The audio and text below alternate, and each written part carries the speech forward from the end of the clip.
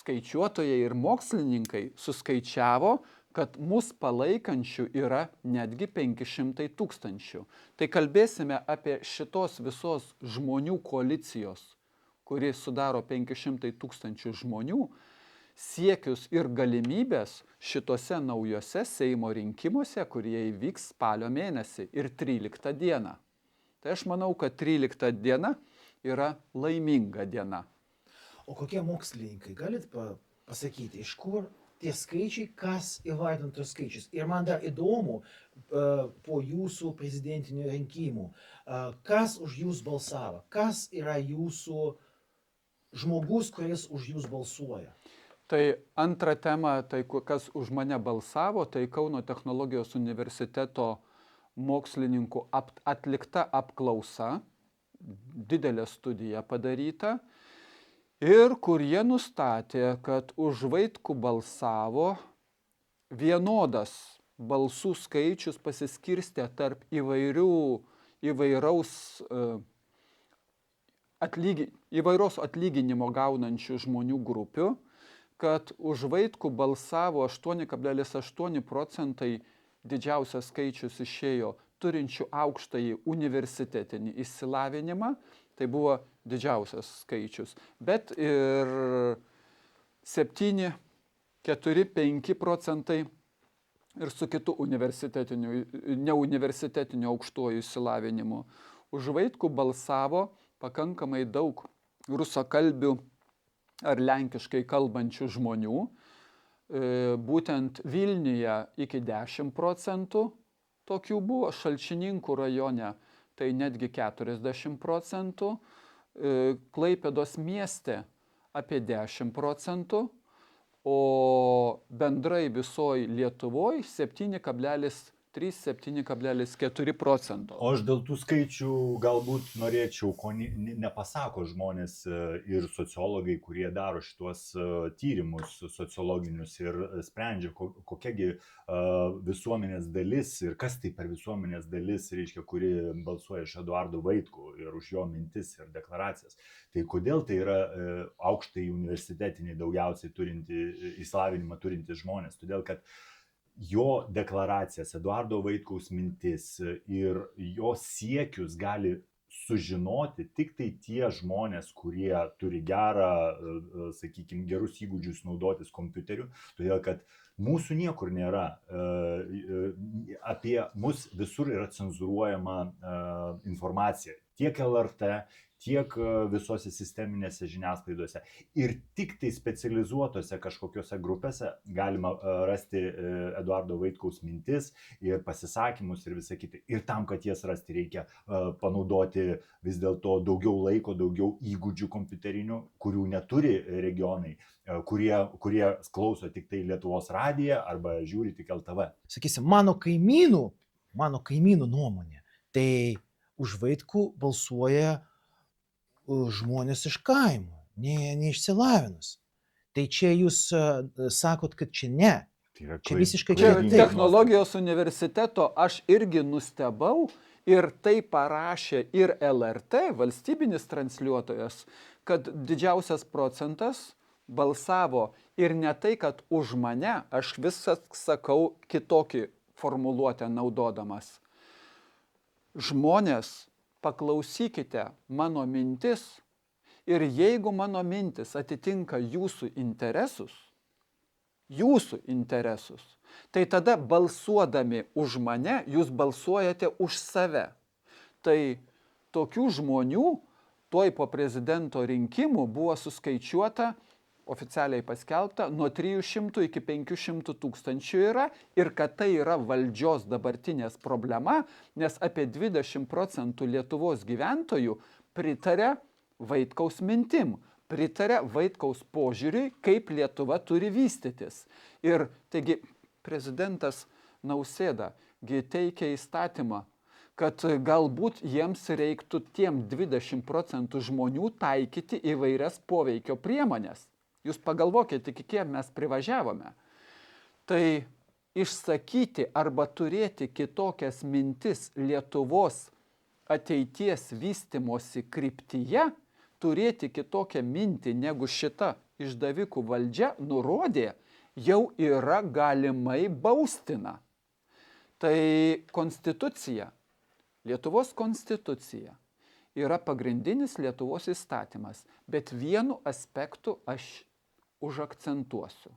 Lietuvos konstituciją priėmė Lietuvos žmonės. Ir pirmoj vietoj Lietuvos konstitucija įduota į rankas Lietuvos valdžiai. Su nurodymu, Lietuvos valdžia privalo laikytis Lietuvos konstitucijos, o jeigu jinai nesilaiko, jinai tampa nebeteisėta. Valdžia tampa nebeteisėta. Ką mes turim Lietuvoje? Praėjusią kadenciją 112 Seimo narių vienbalsiai sulaužė Lietuvos konstituciją. Šią kadenciją 84 Seimo nariai vienbalsiai sulaužė Lietuvos konstituciją. Daugiau detalių galima? Kur ir kada? 112 Seimo narių praėjusią kadenciją prabalsavo už Amerikos ir Lietuvos karinę sutartį, kurioje 4 kartus pabrėžta. Amerika turi išskirtinės, vienintelės teisės valdyti toj kariniai bazai Šiauliuose tam tikrą teritoriją, tam tikrus pastatus.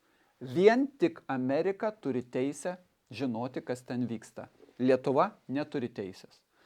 Kas yra parašyta Lietuvos konstitucijoje? Lietuvoje negali būti užsienio karinio bazių. Ką pasakė Konstitucinis teismas? Konstitucinis teismas pasakė, kad gali būti užsienio karinės bazės, nes Lietuva vis tiek viską valdo tose bazėse. Toj sutartį parašyta juoda ant balto ir Seimas tą sutartį patvirtino. Išskirtinai tik Amerika. Išskirtinai tik Amerika. Seimas, puikiai suprasdamas ir žinodamas, ką darė, prabalsavo, sulaužydami konstituciją ir konstitucinio teismo išaiškinimą. Pagal konstituciją žmogus sulaužęs priesaiką ir konstituciją 10 metų negali dalyvauti Seimo rinkimuose.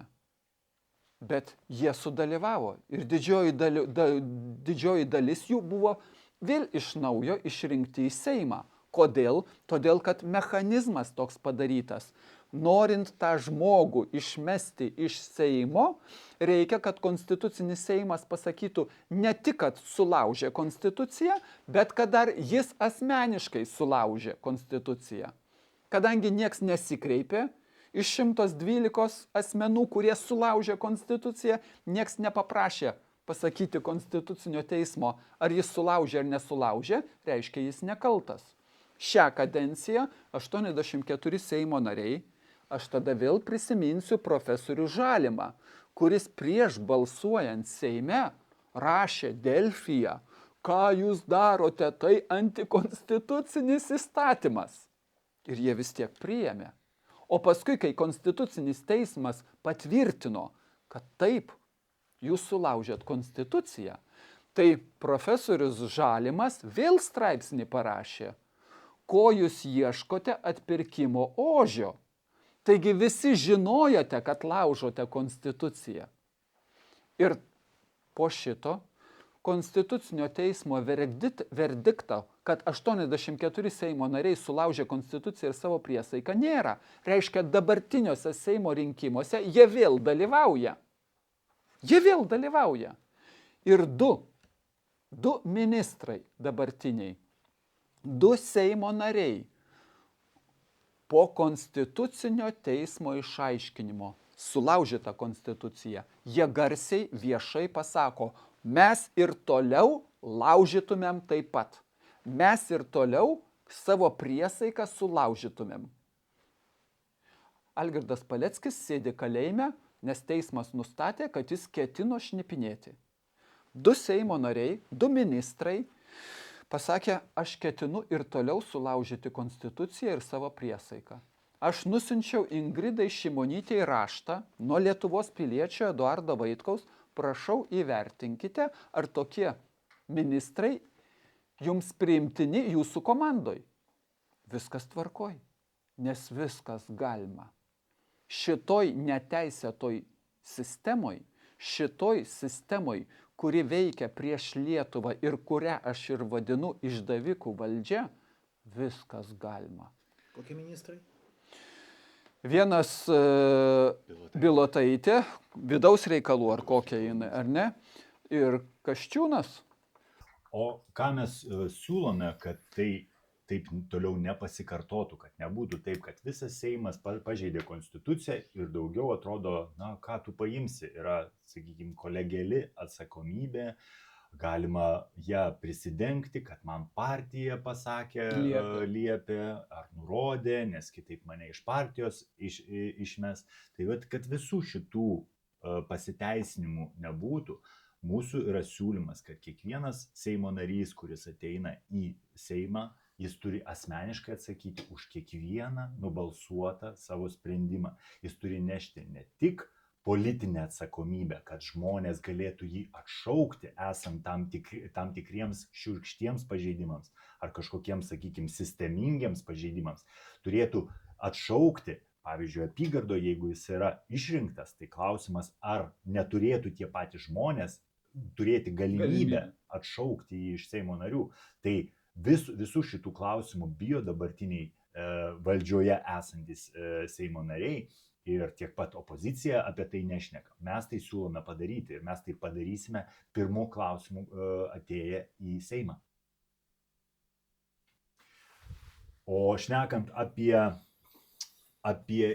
kaip iš viso tokia jėga, kaip mūsų nauja politinė jėga, mes kuriame partiją dabar nuo sausio vasario mėnesio mes pradėjome inicijuoti partiją ir mes susidūrėm su kokia rinkimų sistema, kokia politinių organizacijų kūrimo sistema susiduriama žmogui, va, tiesiog norint dalyvauti politinėje veikloje. Ir mes matome, kad tai yra neįgyvendinami kartais reikalavimai, kad tu sukurtum kažkokią tai politinį judėjimą, neturint rėmimo iš oligarchinių struktūrų, iš valstybinių, sakykime, taip, fondų ar ten kažkokių, nes tave tiesiog nužudys embriono stadijoje. Tu tiesiog neturėsi už ką išsipilti benzino ar dar kažko. Todėl mes turime situaciją, kad mes jau metus laiko iš savo lėšų bandome kurti šitą judėjimą. Eduardui Vaitkui su savo žinia pavyko dasibelsti iki 500 000 žmonių ir tai mes darėme be jokio finansavimo iš išorių. Iš išorės, apart to, kad Eduardas Vaitkus gavo juokingai mažas sumas iš fizinių asmenų, dažniausiai tai būdavo močiutės, garbaus amžiaus moteris ar ten, sakykime, žmonės, kurie jau nusivylę visiškai šitą sistemą ir jie iš paskutiniųjų savo lėšų rėmė Eduardą Vaitkų. Tai papildysiu, Mažvydai, prezidento rinkimų kampanijos metu truputį virš 1000 žmonių parėmė mane mažom aukom. Ten iki 50 eurų buvo galima. Antroj vietoj pagal dydį buvo apie 500 žmonių parėmė profesorių Vėgėlę. Tai atotrukis toks 1000 ir 500. Bet manęs nieks neparėmė po 18 000 eurų, daugiau kaip 18 pagal įstatymą nebuvo galima. O partijos, ką galima daryti partijom?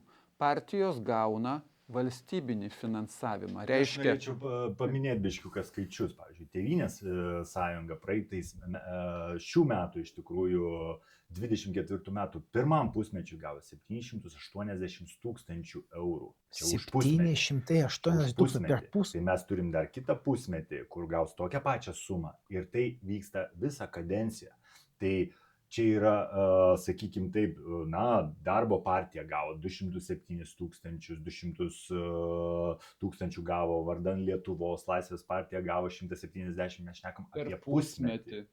Tai to yra tiesiog užliejama, sistema užlieja tais pinigais partijas, kad jos tyliai ramiai sėdėtų ir nieko nekeistų šitoje sistemoje, nes tai jiem yra naudinga. Tai kaip mes ruošiamės laimėti, turėdami kišenį 50 eurų prieš milijonus? Mes ruošiamės laimėti kai žmonės iš apačios sujudės, kai žmonės iš apačios pajaus, kad tai yra jų interesai ir jų mintis.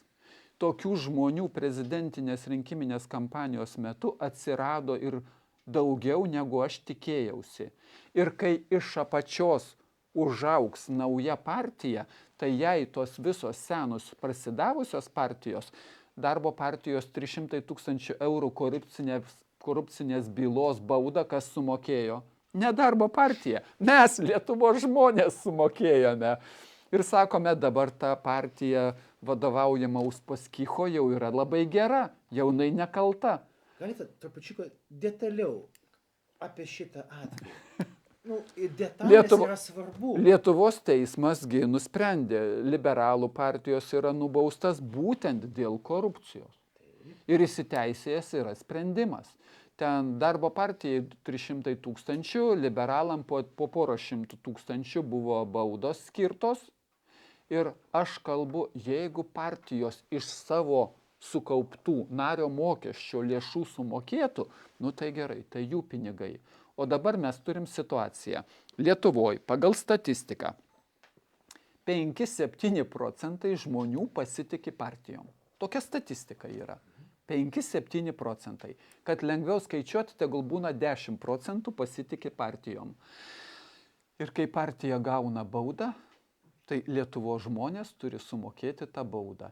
Ir ta partija toliau pasilieka legali ir teisėta partija. Kokiu būdu? Iš valstybės biudžeto. Iš biudžeto, vat kur Mažvydas jums paskaitė skaičiukus, čia yra biudžeto skiriami pinigai. Tai logiškai. Mūsų visų surinkti mokesčiai ir dalis jų, pavyzdžiui, 780 000 per 6 mėnesius paskirta Landsberginiai partijai. Tai čia yra jų kaltė, bet moku aš, Taip. jūs ir jūs. Taip. Ir visi kiti Taip. žiūrovai. Ir užtat mūsų reikalavimuose, aš sakau reikalavimuose, mūsų yra nutraukti valstybinės dotacijas partijom. Nutraukti visai. Tegul išsilaiko iš savo nario mokesčio. Tos partijos, kurios nepatenka į Seimą, jos irgi negauna tos dotacijos. Bet tos visos partijos, kurios į Seimą nepateko, ar jūs girdėjote kada nors, kad jos protestuotų dėl Lietuvos pardavimo, dėl Lietuvos konstitucijos nesilaikymo, dėl Lietuvos valdžios veiksmų? Niekada neprotestavo, nes jos tikisi ir ateityje papulti ir gauti valstybinės dotacijas. O aš norėčiau tą pačią temą pratesti, kaip vis dėlto kūrėsi tos politinės partijos, nes mums teko dabar jau faktiškai metus laiko kurti naują politinę jėgą ir mes matome, su kokiais trukdžiais mes susidurėm.